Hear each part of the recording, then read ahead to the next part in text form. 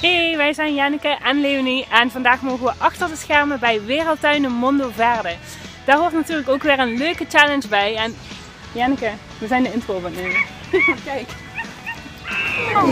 Ik ga een paard vandaag.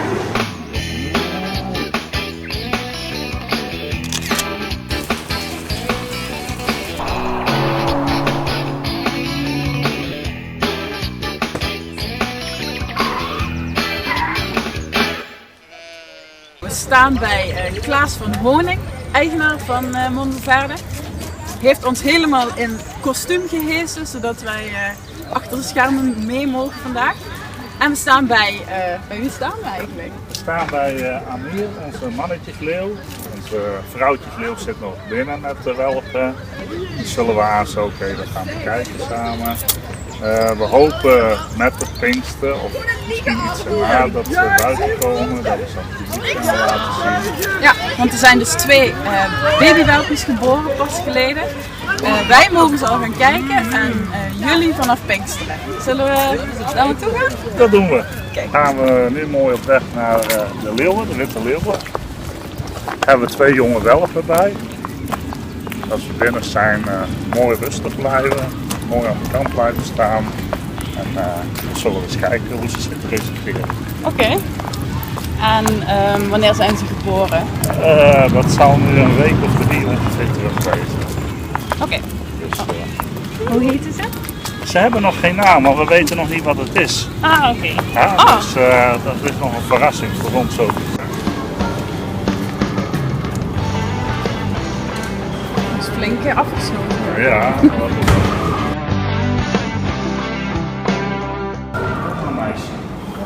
Kom maar.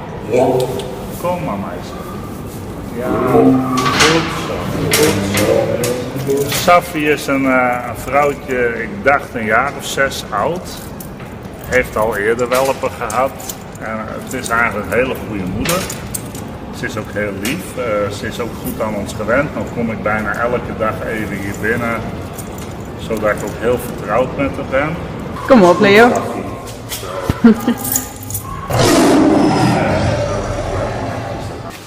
We zijn net bij de welpjes van de witte leeuw geweest en nu is het tijd om de rest van het park te ontdekken. En dadelijk is er een challenge voor 1 persoon. Dat is voor jou lijkt me. Oh, is het zo? Oké, we gaan het zien, we gaan het zien.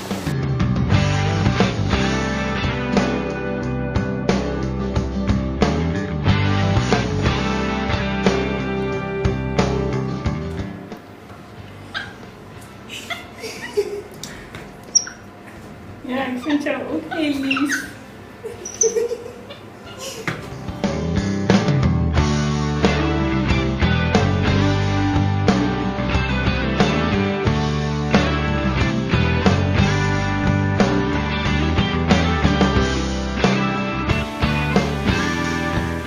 We zijn geloodst naar de paardenstal en ik sta hier bij Jolanda en Odetta. Dat is Odetta, ja. Ik hoor jullie daar een challenge. En wie gaat de challenge doen? Ik ga de challenge doen vandaag. Nou, ik had het bedacht. Dus jullie gaan een paard scheren. Je gaat een paard. Ik ga een paard scheren vandaag. Hoe leuk is dat dan? Ja, dat heb ik nog nooit gedaan, maar ga ik hard scheren? Ja. Ja, ik ga een paard scheren.